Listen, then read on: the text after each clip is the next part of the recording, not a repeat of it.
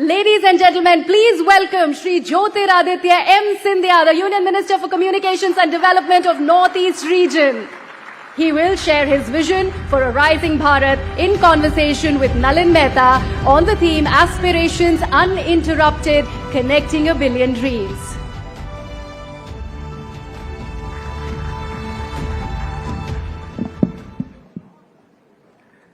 Thank you very much, Mr. Scindia, for joining us for Rising Bharat and for sparing your time.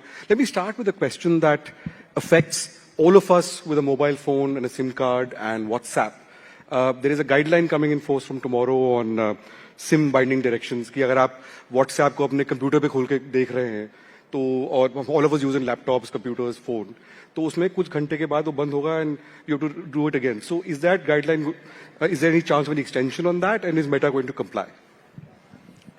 So, first of all, Nalin, it's wonderful to be back at Rising Bharat and News 18. It's an event that is always calendarized now. It's almost as if this event has become an institution in itself. So I'd like to congratulate you and Network 18 in terms of putting together a very thought-provoking platform for the country, as well as globally, as India's rise is now being accepted across the globe. Let me first start by saying that telecom and mobile technology today is no longer a luxury. If you will, in many ways, it is almost like the blood coursing through our veins. It is the invisible digital highway on which not only communications run, but it becomes in many ways a carriageway on the basis of which commerce, communication, livelihoods, and economies across the world run. So very akin to what happened in the Industrial Revolution almost over a century ago, where you had the world powers building out railroads and highways. This is what I call in Hindi the Adrishya Adhosanrachana, the invisible highway, which enables a lot of content to go through it. Now, when that happens, then there are a lot of economic positive externalities, but there are also some negative externalities that accompany it. And it is our job at the Ministry of Communications to make sure that we have a firewall, if you will, in place that prevents negative externalities from taking advantage of this system. Whether it be cyber fraud, whether it be digital arrests, whether it be even beyond that, other nefarious activities, and I won't allude to it, you know what I'm talking about from a national security point of view. And therefore, SIM binding has become the need for the day. Because otherwise what happens is that when you first connect your phone to a lot of these OTT platforms along with a mobile number, and then if you remove your SIM, those OTT platforms are still very active. But I can't trace who the identity of that person is who's conducting these activities. So if Nalin, for example, conducts those activities and he's removed his SIM from his phone, I cannot trace the identity of Nalin Mehta. And therefore, to be able to do that, SIM binding today becomes mandatory from a security point of view. Now, we've issued a regulation that stands, as I've mentioned in a few interviews before, and we do hope that all service providers come on board, because this today is my fiduciary responsibility to 140 crore Indians, which I cannot stray away from. So, Mr. Scindia, you've said that India followed the world on 4G, walked with the world on 5G, but will lead the world on 6G. What do you mean by that? And say with the tech stack, for example, how do we compare with other countries, especially with China, for example? So, India has, let me back up a little bit. When I graduated from Harvard and I came back to India as an investment banker, many moons ago, the first transaction we looked at was in those days, early 90s, when licenses were given out for those 6 metros for mobile. And India in many ways has followed the world on mobile technology, whether it be GSM or then 2G or then 3G and even 4G. 5G was the first time when technology across the world was promulgated, and India actually had the fastest rollout of 5G in the world. We rolled out 5G across the length and breadth of India in 22 months. We talk about 4.5 lakh crores of capex, close to 500,000 BTS base transceiver stations, colloquially known as mobile towers. And today we have almost ubiquitous connectivity on 5G. Close to 99.9% of districts are connected. You'll be surprised to know that today, out of the 120 crore customers on mobile in India, 40 crore have already transferred onto 5G networks. So we have almost close to 35% of our market today on 5G. And my projection is that by 2030, that's going to grow to 100 crore customers. Which means exactly what I said, that we walked with the world on 5G. Now, we intend to lead the world on 6G. What does that mean? That means that when telecom technology is promulgated or standards are set, that is set by a world body called the ITU, the International Telecom Union, or 3GPP. And when those standards are set, then international countries that are world leaders sit at that round table, for example, in front of me, cogitate, and based on their ideation, come up with a set of standards that all other countries, for example, everyone else in this room, will follow. But on this table are the standard setters. India has never been on this table. And it's for the first time with regard to 6G that the Prime Minister set the vision in 2023, and he set the goal that Bharat 6G Alliance, which is a group of companies, entrepreneurs, engineers and scientists from IITs across the country, telecom service providers, ISPs, telecom equipment manufacturers, the whole value chain is a part of the B6G Alliance. And we have grown from initially 15 members to over 100 members today.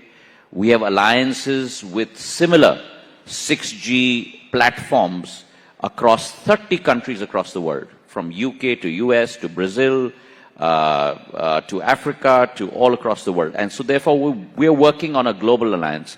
And India for the first time is sitting on that table where standards are getting set for 6G.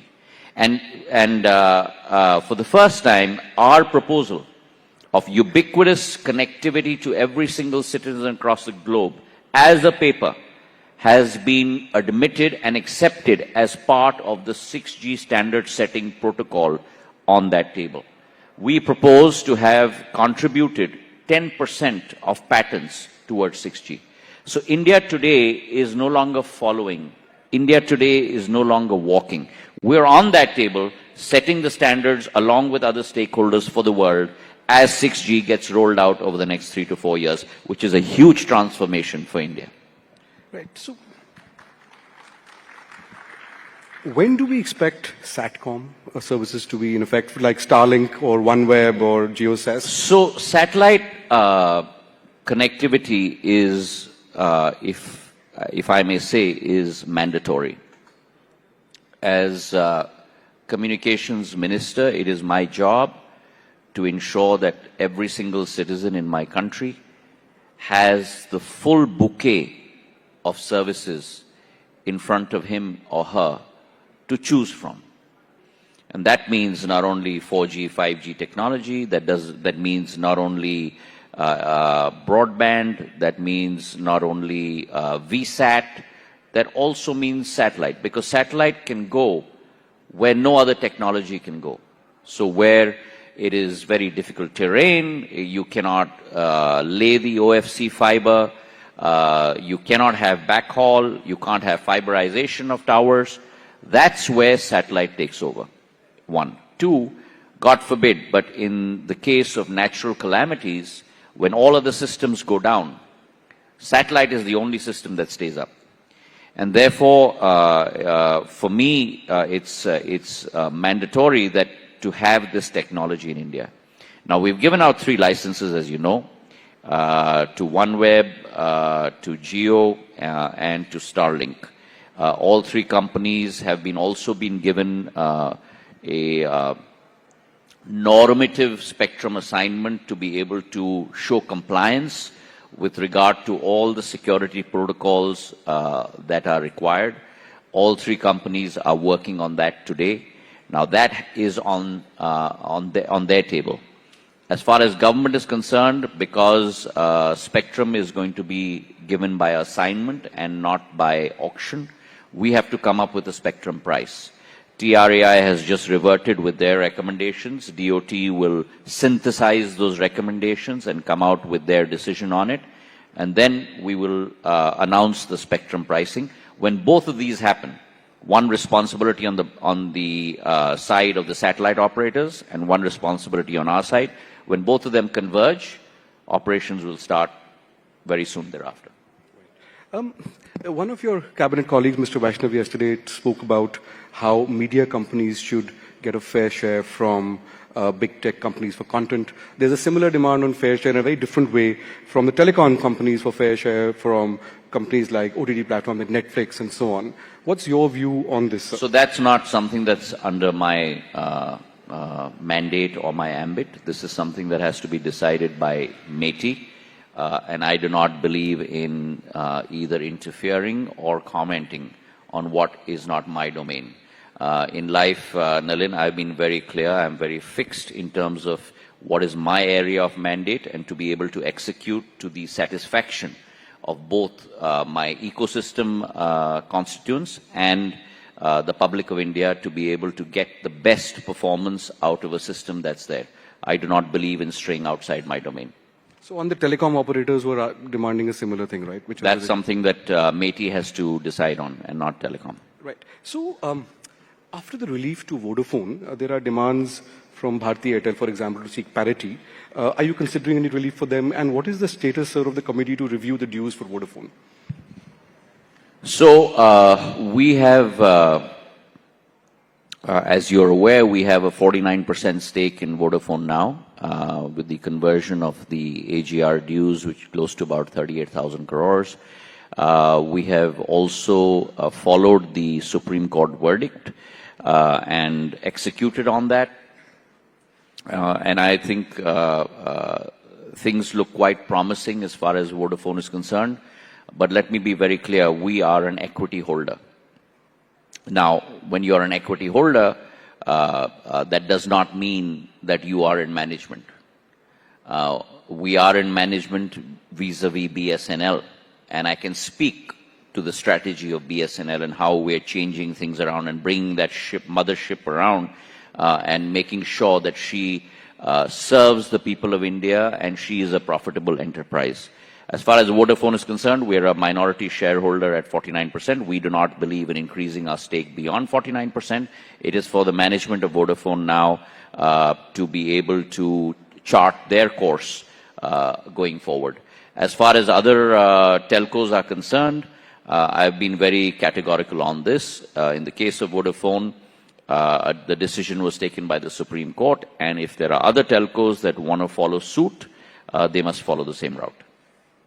Mr. Scindia, do you believe with the telecom industry, do you think it needs another round of tariff hikes for growth and investments? What's your sense? So as you're aware, telecom is a sector which is in forbearance.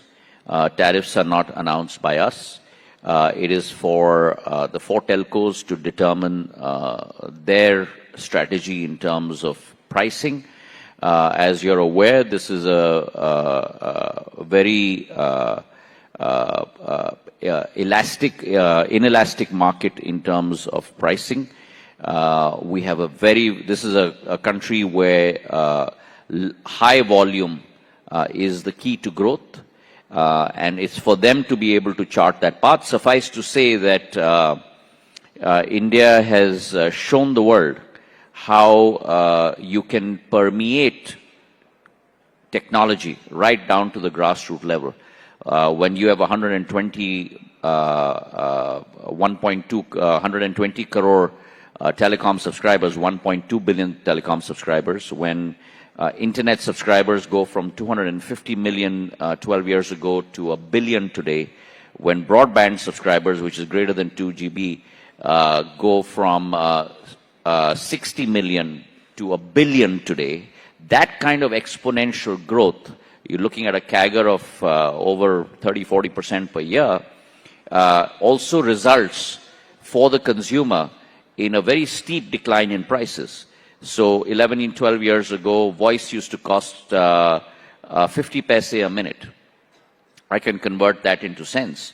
Today, voice costs 0.03 paise a minute. I can't even convert that into cents. So for all practical purposes, it's free.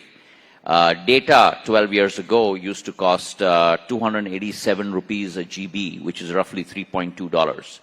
Today, 1 GB of data costs in India less than 8 rupees a GB, which is less than 10 cents. The world average is $2.49. So India is operating at 5% of world costs with 1 billion subscribers in place. Now, that's the secret recipe of India's success. And within that ambit, each company has to decide its strategy. So we just had the AI Impact Summit, which led to a huge amount of announcements, and Delhi was put at the center of the World AI Map.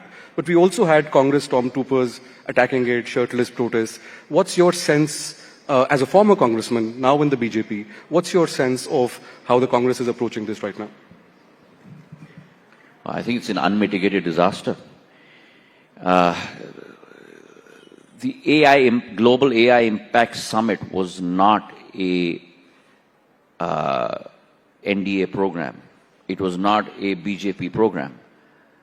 It was Bharat's program.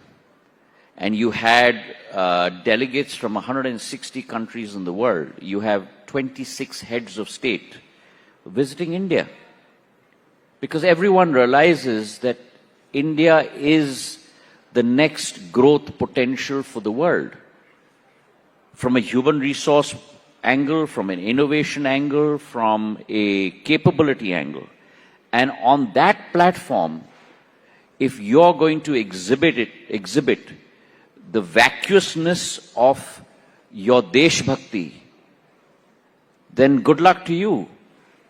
Because the people of India have rejected you multiple times. And even at Bharat Mandapam, which is where we are sitting, when that absurd exhibition took place, it is the people in that arena that took these protesters down. So what's your message? And I think that if you are so negative in your perception towards your own country because of your pursuit, your naked pursuit of aggregation and aggrandizement of power, that thought process at the cost of the country is not going to be acceptable to any citizen across the length and breadth of India. So what would your message be to Rahul Gandhi? I have nothing to say to him. Well, and I don't think anyone in this audience has anything to say to him either. So Rahul Gandhi is talking about on the tariff deal, things about India being sold out, all of that. How would you respond to that? If you are so anti your own country in your mind, then I don't think this country has any place for you. Mr. Scindia, one final question, which is, when do we expect the next round of on telecom, on spectrum auctions? When do we expect to see that? The TRA has come out with their recommendations just a few days ago. Based on those recommendations, we will proceed to look at what the appetite for demand is. Shortly thereafter, we shall take a view, and if there is an appetite for demand, come around with another round of spectrum auction. Right. You have also, let me ask you one more question. You've also said on record, and you've recently argued, that AI could contribute somewhere around $950 billion of India's GDP by 2030. How would that happen, and what is your view on the big fear that jobs will go? So what's going to happen with AI is my belief, putting on my hat as an economist and less of that of a politician, is that you will see what, from an economic perspective, has been the concept of creative destruction. And you had creative destruction many times during humankind's history. You had it when, post the Second World War, when technology assumed significance again. You had it in Y2K. You had it in COVID, when there was a huge suppression of time where digitization just pole vaulted. And AI is going to be another inflection point.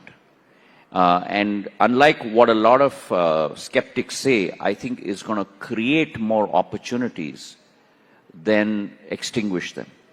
There is going to be a huge amount of intellectual opening up for creativity across multiple sectors, from manufacturing to services. And that's where I believe now India is poised to take the lead. The Prime Minister, with his AI mission, close to about 2 lakh crores, looking at setting up, and in my generation, and I'm sure you'd agree with me, Nalin, I never thought that we'd be setting up semiconductor fabs in India. And you've got a multiple amount of fabs that are being today set up in India. So what India is setting herself up for, and this is what Prime Minister saw 12, 15 years before this has happened, is that the next revolution is going to come from technology. And we have to move, i.e. India has to move from being a services nation to a product nation.